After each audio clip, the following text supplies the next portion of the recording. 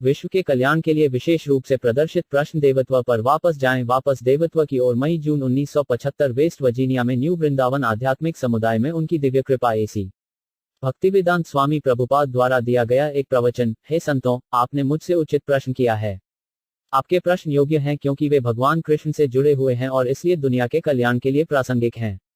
केवल इस प्रकार के प्रश्न ही स्वयं को पूर्ण रूप से संतुष्ट करने में सक्षम होते हैं। श्रीमद् भागवत 1.25। जिस तरह हम यहाँ कुछ दिनों के लिए एक बैठक कर रहे हैं, उसी तरह की बैठक कम से कम 4000 साल पहले नैमिषारण्य नामक स्थान पर हुई थी। नैमिषारण्य भारत में है और लखनऊ के पास स्थित है।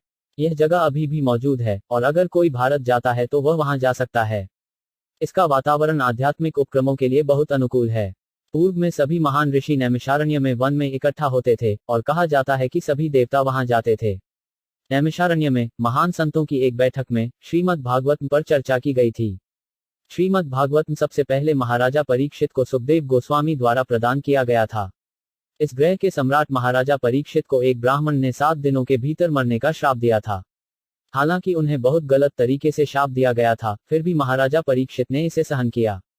वह इस तरह के श्राप का प्रतिकार कर सकता था, लेकिन उसने ऐसा नहीं किया। इसके बजाय उन्होंने सक्रिय जीवन से सेवानिवृत्त होने और मृत्यु की तैयारी करने का अवसर लिया। उसके पास मरने के लिए केवल 7 दिन थे और क्योंकि वह पृथ्वी का राजा था, दुनिया के सभी हिस्सों से सभी महान ऋषि और राजा उसे देखने आए थे। उन्होंने जिस समस्या पर चर्चा की वह यह थी कि मृत्यु के समय क्या किया जाए। कई महान ऋषियों और ब्राह्मणों ने उन्हें यह कहते हुए कई सुझाव दिए, महाराज, आपको बस यह करना है या वह करना है। बाद में सुखदेव गोस्वामी के आगमन पर यह निर्णय लिया गया कि सुखदेव गोस्वामी, जिन्होंने हाल ही में अपने पिता व्यासदेव से श्रीमद् भागवत सीखा था, वह ज्ञान राजा को प्रदान कर सकते हैं। श्रीमद् भागवत व्यासदेव का अंतिम योगदान था।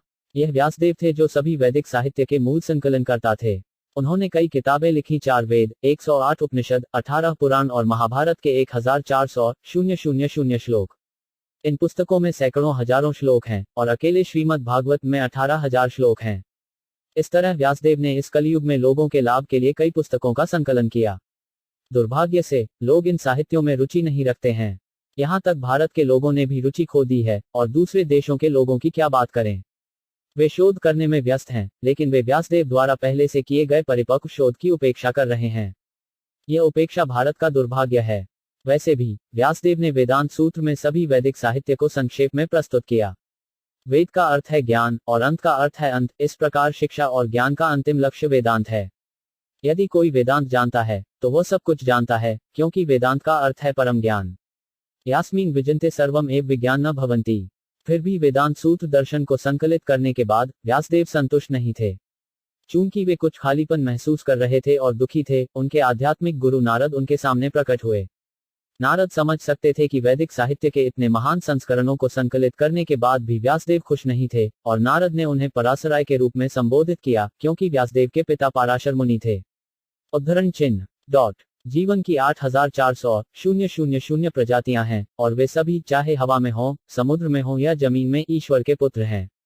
यह वास्तविक सार्वभौमिक भाईचारा है। परसरिया, तुम दुखी क्यों हो? नारद ने पूछा। आपने हर तरह की तपस्या की है, सभी वैदिक अनुष्ठान किए हैं, इतनी सारी किताबें लिखी हैं, आप दुखी क्यों हैं? व्यासदेव ने उत्तर दिया, मेरे प्रिय भगवान, आप जो कहते हैं वह सही है, मैं दुखी हूँ।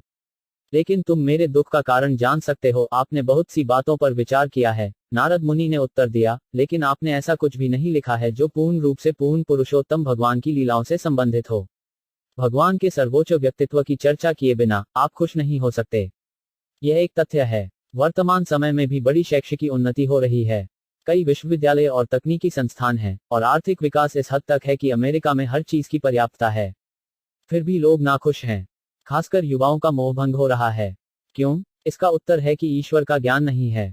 यही दुहक का एकमात्र कारण है।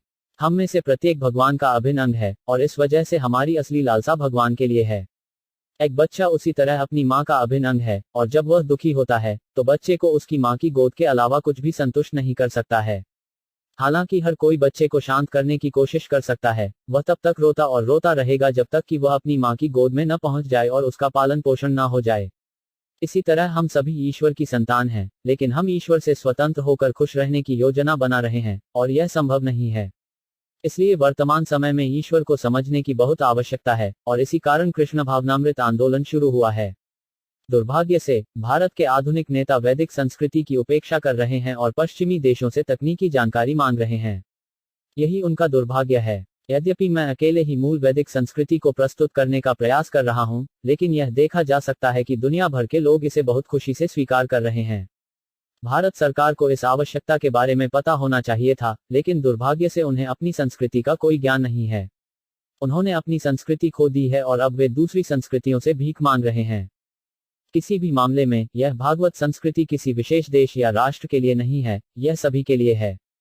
ईश्वर पर किसी का एकाधिकार नहीं है, वो सबके लिए है। कृष्ण स्वयं भगवद गीता में कहते हैं, यह समझना चाहिए कि जीवन की सभी प्रजातियां, हे कुंती के पुत्र, इस भौतिक प्रकृति में जन्म से ही संभव हैं, और मैं बीज देने वाला पिता हूं। बीजी 14.4 यूनिवर्सल ब्रदरहुड।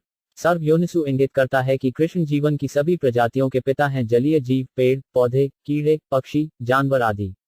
पद्म पुराण में कहा गया है कि जीवन की 8400 प्रजातियां हैं, और यह समझा जाना चाहिए कि वे सभी, चाहे हवा में हो, समुद्र में हो या जमीन में, भगवान के पुत्र हैं। यही वास्तविक विश्व बंधुत्व है। हम सभी जीवों के भाईचारे के संदर्भ में नहीं सोच सकते, क्योंकि केंद्रीय बिंदु गायब है।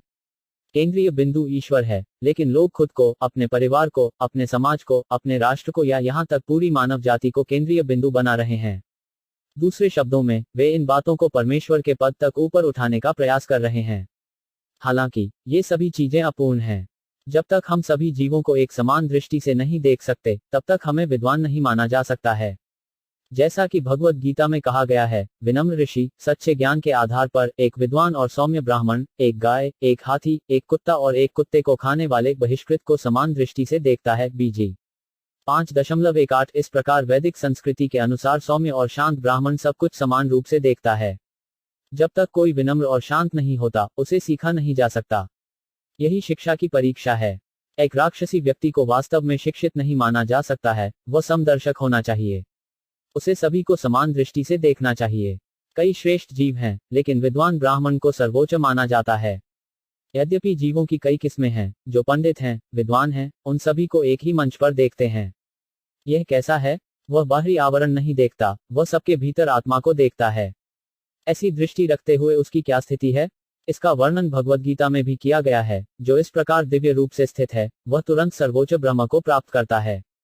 वह कभी शोक नहीं करता और न ही कुछ पाने की इच्छा करता है। वह प्रत्येक जीव के प्रति समान रूप से प्रवृत्त है। उस अवस्था में वह मेरी शुद्ध भक्ति को प्राप्त करता है। बीजी 18.54। जो आध्यात्मिक रूप से जागरूक है, वह सभी को समान रूप से देखता है। वह ब्रह्म दृष्टि संभव है जब कोई वास्तव में ब्रह्म, सर्वोच्च के संपर्क में होता है। यदि केंद्रीय बिंदु गायब है, तो यह संभव नहीं है। इस समय हर कोई अपनी अपनी ज्ञान प्रणाली बना रहा है, और फलस्वरूप सारा विश्व उथल पुथल और भ्रम में है। नतीजतन, अराजकता के इस युग के आगमन पर, भगवान कृष्ण के दुनिया से जाने के तुरंत बाद, महान ऋषि श्रीमद् भागवत पर चर्चा करने के लिए नैमिषारण्य में एकत्रित हुए। भगवान कृष्ण 5000 साल पहले इस ग्रह पर मौजूद थे, और उनके जाने के बाद ऋषि इकट्ठे हुए, और उनका सवाल था, अब जबकि श्री कृष्ण, परम सत्य, सभी रहस्यवादी शक्तियों के स्वामी, अपने निवास के लिए प्रस्थान कर चुके हैं, कृपया हमें बताएं कि वर्तमान में किसके द्वारा धार्मिक सिद्धांतों की रक्षा की जाती है। भाग 1.123। यह मुख्य प्रश्न था। उल्लेखनीय है कि यहाँ कृष्ण का उल्लेख योगेश्वर के रूप में हुआ है। योग शब्द पश्चिम में बहुत लोकप्रिय है। आमतौर पर योग शब्द का अर्थ रहस्यवादी शक्ति है, क्योंकि यदि कोई वास्तव में योगी बन जाता है, तो उसे कई रहस्यवादी शक्तियां प्राप्त हो जाती हैं। एक योगी जिसने वास्तव में पूर्णता प्राप्त कर ली है, वह सबसे छोटे से छोटा हो सकता है और अपने आप को सबसे छोटे डिब्बे में फिट कर सकता है। यदि वह कैद हो जाता है, तो उसके पास कल्पना की जा सकने वाली छोटी से छोटी छेद से बाहर आने की क्षमता होती है। इसे अनिमा सिद्धि कहते हैं। इसी प्रकार, लघिमा सिद्धि द्वारा, एक योगी कपास के फूल की तरह आकाश में तैर सकता है, और अन्य शक्तियों द्वारा वह जो कुछ भी चाहता है वह मौके पर पैदा कर सकता है। इस प्रकार अनेक सिद्धियां या सिद्धियां होती हैं। वास्तव में, बहुत शक्तिशाली योगी एक ग्रह का निर्माण भी कर सकते हैं। उदाहरण के लिए, विश्वामित्र मुनि ने वृक्षों से मनुष्यों को उत्पन्न किया। इस प्रकार योग केवल नाक दबाने और श्वास को थामे रखने की बात नहीं है। वास्तविक योगियों द्वारा भौतिक शक्ति प्राप्त करने के लिए योग का अभ्यास किया जाता है। ऐसे कई योगी हैं जो इस तरह के जादुई करतब कर सकते हैं, लेकिन ये सभी उपलब्धियां भगवान की शक्तियों की तुलना में मात्रात्मक रूप से छोटी हैं। एक योगी स्वयं को हवा में तैरने में सक्षम हो सकता है, लेकिन भगवान अपनी योग शक्ति से अंतरिक्ष में लाखों और खरबों ग्रह तैर सकते हैं। परम योगी कृष्ण हैं, इसलिए कहा जाता है, ब्रूहि योगेश्वर कृष्ण।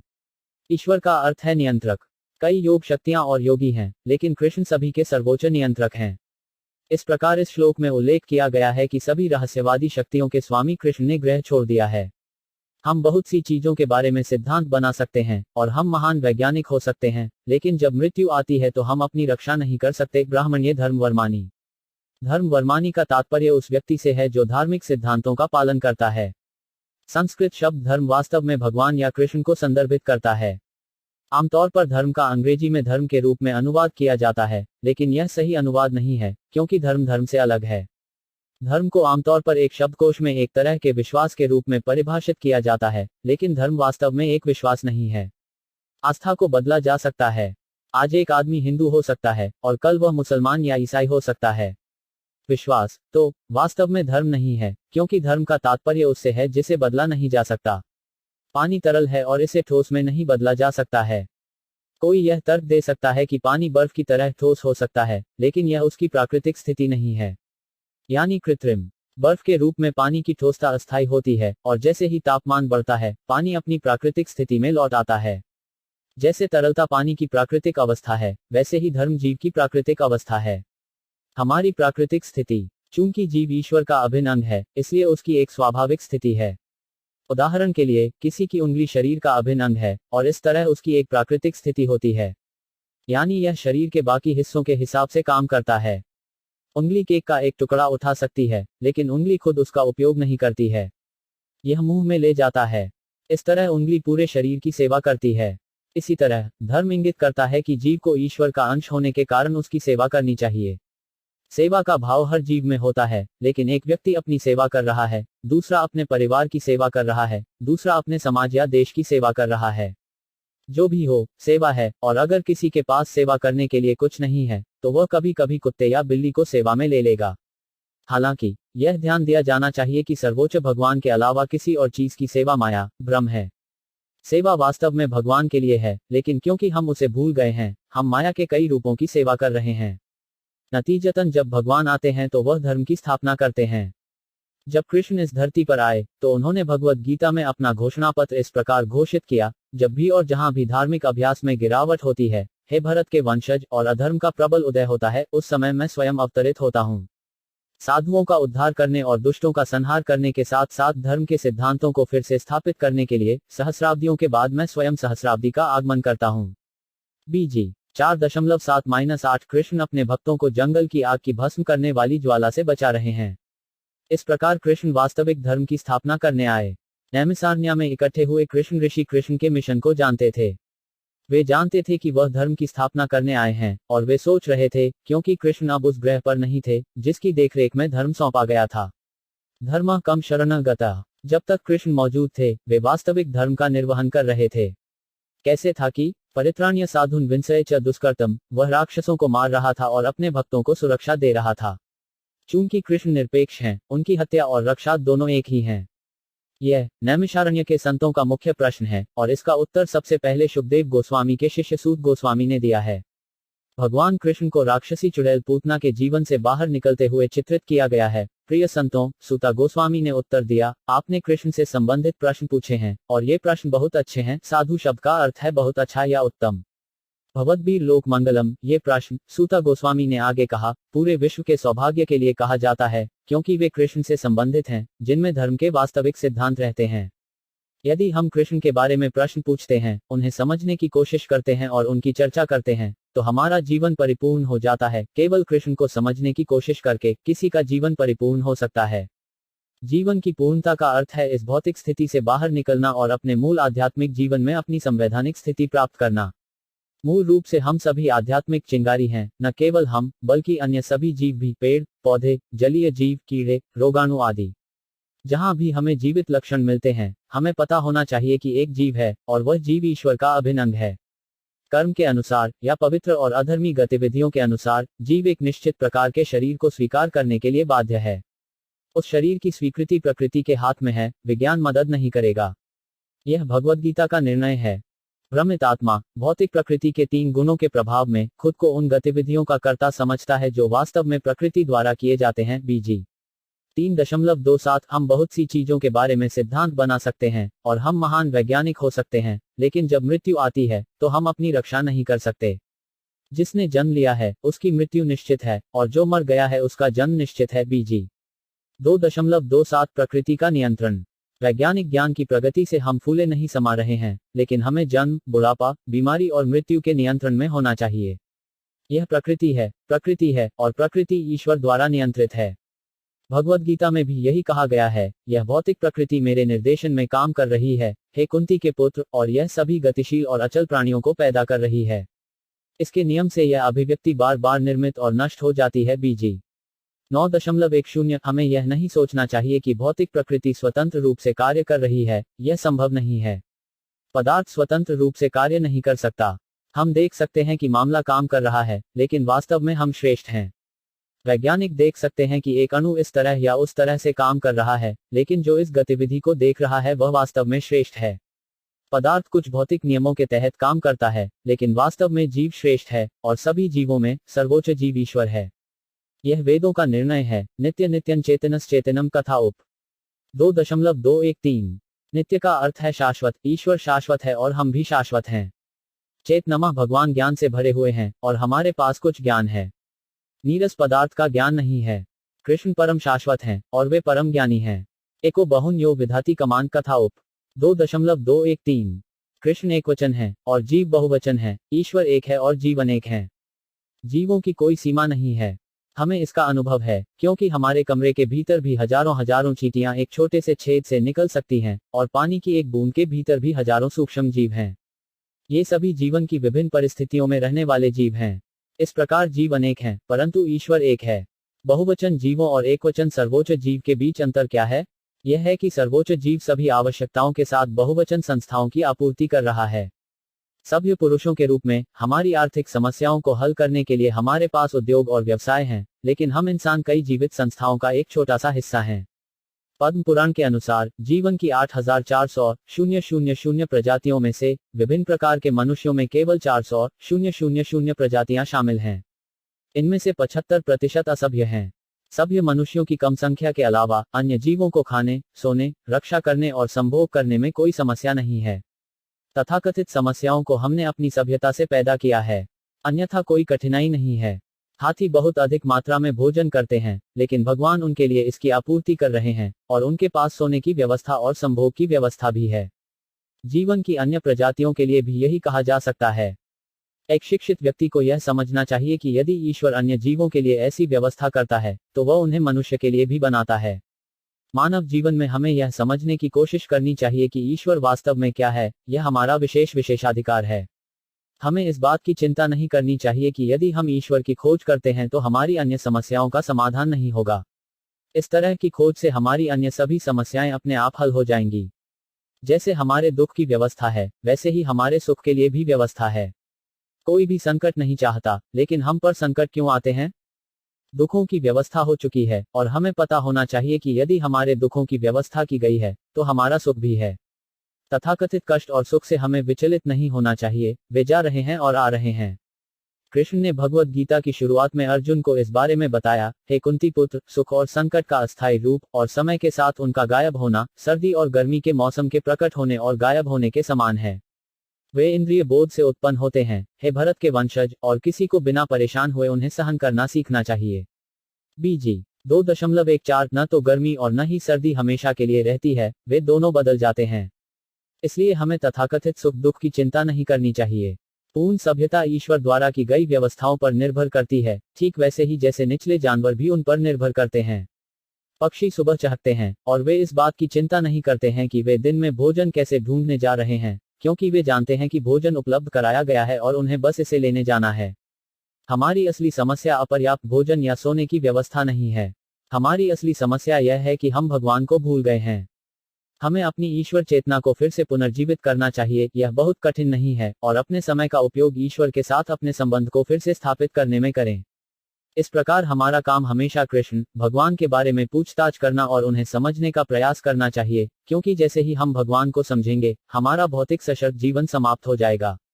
यह भगवत गीता में स्वयं कृष्ण द्वारा मान्य है, जो मेरी उपस्थिति और गतिविधियों की दिव्य प्रकृति को जानता है, शरीर छोड़ने पर इस भौतिक दुनिया में फिर से जन्म नहीं लेता है, लेकिन मेरे शाश्वत निवास को प्राप्त करता है। हे अर्जुन, भजी 4.9 हमें कृष्ण को सच्चाई से जानना चाहिए, हमें उसे अपने मनगढ़ंत बातों से जानने की कोशिश नहीं करनी चाहिए।